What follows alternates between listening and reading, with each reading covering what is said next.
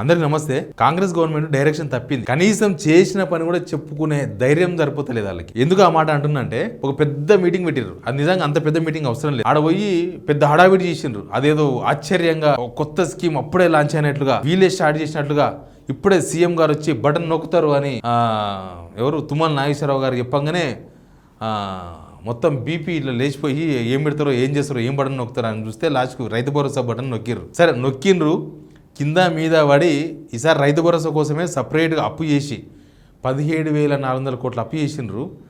దాంట్లోకి వెళ్ళి రైతు భరోసా ఇస్తున్నారు. ఆ డబ్బులు ఇస్తున్నారు, చాలామందికి వచ్చింది అంటున్నారు, చాలామందికి రాలేదంటున్నారు. సరే అఫ్కోర్స్ నాకు అఫీషియల్గా గవర్నమెంట్ ఇచ్చిన లెక్క ఒకటి ఉంది, అది చూపిస్తాను మీకు. నేను అది నిజమని నేను అనుకుంటున్నా. బహుశా మీ అందరికి వచ్చిందని కూడా నేను అనుకుంటున్నా ఆ లెక్క చూసిన తర్వాత. కానీ అది ఎందుకు కనీసం ఒక వైబ్రేషన్ కూడా లేదు, దాని మీద మాట్లాడదాం. అంతకన్నా ముందు మీరు సబ్స్క్రైబ్ చేసుకోవడం మాత్రం మర్చిపోవద్దు. ఈ లెక్క కరెక్టో లేదో మీరే చెప్పండి. రైతు భరోసా వానాకాలం 2025 డేట్ 16 నాడు స్టార్ట్ చేసిండ్రు. మొత్తం 21 వరకు మొత్తం 66 లక్షల బెనిఫిషియర్స్ అయిపోయిందట. అంటే 70 లక్షల మంది బెనిఫిషియర్స్ రైతులు మొత్తం మన దగ్గర లెక్క ప్రకారం 70 లక్షల మంది ఉండ్రి. వీళ్ళు ఎంతమంది కట్ చేసిన నాకు తెలియదు. 66 లక్షల మందికి ఇచ్చినామని చెప్తున్నారు. 1,26,28,000 ఎకరాలకు ఇచ్చిర్రంట. 7,770 కోట్లు వచ్చినాయంట, రైతులకు వచ్చినాయని చెప్తున్నారు. మొత్తం ఇక్కడ చూడండి, 21వ తేదీ వరకు అప్ టు 9 ఎకరాలు, 9 ఎకరాల వరకు రైతు భరోసా ఇచ్చేసామని వాళ్ళు గవర్నమెంట్ అఫీషియల్గా ఇచ్చిన రిపోర్ట్ ఇది. బహుశా ఇస్తే రైతులకే వస్తుంది, వేరే వాళ్ళకి ఏం రాదు కదా. రైతు భరోసా రైతులకి ఇవ్వాల్సింది లెక్క ప్రకారమే వస్తుంది. ఇచ్చిర్రేమో, బహుశా మీకు వచ్చి ఉండొచ్చు కూడా. అయితే మరి అంత ఇచ్చింది కదా, మరి సంబరాలు ఏం లేవే. కనీసం లేక లోకాయ పుట్టిండు, ఆ లోకాయ సంబరాలను వేసుకోవాలి కదా. లేక ఇచ్చిర్రు. వచ్చిన తర్వాత 3 సీజన్లు ఎడపడం అయిపోయింది, మీకు తెలుసు. లాస్ట్ సీజన్లో కూడా 4 ఎకర్స్ వరకు ఆపినరు. దానిలో చాలా ఉన్నాయి బొక్కలు, కొంతమందికి రాలేదు, కొంతమందికి వచ్చింది. 4 ఎకర్స్ పైన ఎవరికి రాలేదు. అంతకుముందు ఎవరికి రాలేదు, అందరికీ గోవిందం. అంతకుముందు వచ్చిన వాళ్ళకి వచ్చింది, రాలేదు, అదృష్టం అది. మరి ఇప్పుడు అందరికీ ఇస్తున్నాం, అందరికి వచ్చేసింది. 7,700 కోట్ల రూపాయలు, 17,000 కోట్ల రూపాయలు అప్పు తెచ్చి దాంట్లోకి వెళ్ళి ఇప్పుడు ఇస్తున్నారు. లాస్ట్ టైం కూడా 10,000 కోట్లు భూమి కుదబెట్టి తెచ్చారు, కానీ మీకు ఇవ్వలేదు రైతులకు. మరి ఇప్పుడు కనీసం ఎందుకు సంబరాలు లేవు? కనీసం చెప్పుకుంటారు ఎవరన్నా? ఆ రోజు బటన్ నొక్కి రేవంత్ రెడ్డి ఢిల్లీ పోయిండు, వచ్చిండు, వీకెండ్ 2 రోజులు సెలవులు. 5 రోజులే గవర్నమెంట్ నడిచేది, ప్రతి శనివారం ఆదివారం సెలవులు వాళ్ళకు. నిమ్మలం ఉన్నాడు ఆయన. అగ్రికల్చర్ మినిస్టర్ ఆ రోజు కనిపించిండు, మళ్ళీ కనిపిస్తూనే లేడు. ఫైనాన్స్ మినిస్టర్ ఏడ తిరుగుతుండో ఎవరు తెలియదు. కానీ రైతు బంధు, రైతు భరోసా వచ్చినప్పుడు ఒక పండుగలాగా ఉండేది వాతావరణం ఒకప్పుడు. రైతు భరోసా వచ్చిందంటే ఊరిలో పెద్ద హడావిడి. అసలు నీకు వచ్చిందారా అంటే నీకు వచ్చిందా అంటే, ఈరోజు మనం అట్లా అంటే ఇట్లా అంటే దావతులు, కోళ్ళు, ఇంకా అవసరం ఉన్న గింజలు, అవసరం ఉన్న పంటలు, అవసరం ఉన్న ఎరువులు, అప్పులు, అటు ఇటు ఒక ట్రాన్సాక్షన్ కనిపించేది.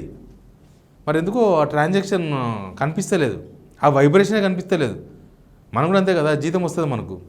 జీతం వచ్చినప్పుడు ప్రతి నెల జీతం, అది అలవాటైన జీతం వచ్చినా సరే ఆ 2-3 రోజులు మొత్తం కలకల్లాడతాం మనం, అదేదో అప్పుడే కొత్తగా వచ్చినట్లు. ఇప్పుడు రైతు భరోసా కూడా కొత్త స్కీమ్ ఏం కాదు, కానీ ఆపి ఇచ్చారు కదా. నాకు అనిపిస్తుంది వీళ్ళకు రైతులకు పోయి చెప్పుకునే ధైర్యం కూడా సరిపోతలేదేమో. ఎందుకు ఇస్తున్నప్పుడు పండుగ చేయాలి, గవర్నమెంటే పండుగ చేయాలి. ఊరూరా గవర్నమెంటే ఊరూరా పెద్ద వ్యవహారం నడిపేయాలి, లేకపోతే మీకు క్రెడిట్ ఎట్లా వస్తుంది? కానీ వీళ్ళకి ధైర్యం సరిపోతలేదు. ఎందుకు ధైర్యం సరిపోతలేదు అంటే, నాకున్న అంచనా రైతు భరోసా చక్కగా ఇయ్యలే, లేక ఇచ్చిర్రు. అడిగిపోతే మిగతా అడుగుతారేమో అని భయం ఉండొచ్చు ఒకటి. రుణమాఫీ కానీ రైతులు ఎదురు చూస్తున్నారు. బోనస్ మొన్న కొన్న పంటలకు బోనస్ ఇవ్వలేదు, లాస్ట్ టైం ఉన్న పంటకు కూడా బోనస్ ఇవ్వలేదు. మొన్నసారి అయితే బాగా సతాయించుకున్నారు ఇంకా ధాన్యాన్ని. ఇక నీళ్ళు కూడా లేవు. ప్లస్ ఇప్పుడు పంటలు వేసిర్రు, చాలామంది గింజలు వేసిర్రు, వాన రాక మొలకలు రాలే, పోయినాయి గింజలు. ఒక మొలక పోయినాయి, ఇంకో మొలక వేయాలి ఇప్పుడు వాన వస్తే. ప్రభుత్వం సూచన చేయాలి కదా. పేపర్లో వచ్చే వార్తలు గవర్నమెంట్ చదవద్దు. ఈసారి ఒక 10 రోజుల ముందే వానాకాలం అని పేపర్లో వార్త రాయంగానే గవర్నమెంట్ కూడా వానాకాలం ఈసారి ముందే వస్తుంది అని ప్రచారం చేసిండ్రు. అది కాదు, వాస్తవం ప్రచారం చేయాలి. ఆ వాన నిలబడతాయా, నిలబడవా, ఎందుకు వచ్చింది? ఇప్పటిదాకా వచ్చినాం మనం, 21వ తారీఖు వచ్చినాం, 22వ తారీఖు వచ్చినాం. పడ్డాయి వానలు? పల్లె. ఎప్పుడో మనకు మృగశిర కార్తీ రోజే ముసురు పట్టాలి, పట్టిందా? పట్టలేదు. గవర్నమెంట్ అంచనా వేసి కరెక్ట్గా డైరెక్షన్ చేయాలి రైతులని. మీరు ఇట్లా కాదు, ఇట్లా చేయండి, మీరు విత్తనాలు ఇప్పుడు వేయకండి, ఇప్పుడు ఏదో ఉంది అది, దాని మీద ఒక కసరత్తు జరగాలి గవర్నమెంట్లో. వాతావరణ వ్యవహారాల మీద సపరేట్గా ఒక కసరత్తు జరగాలి, ఒక రివ్యూ జరగాలి, దాన్ని రైతులకు చెప్పాలి.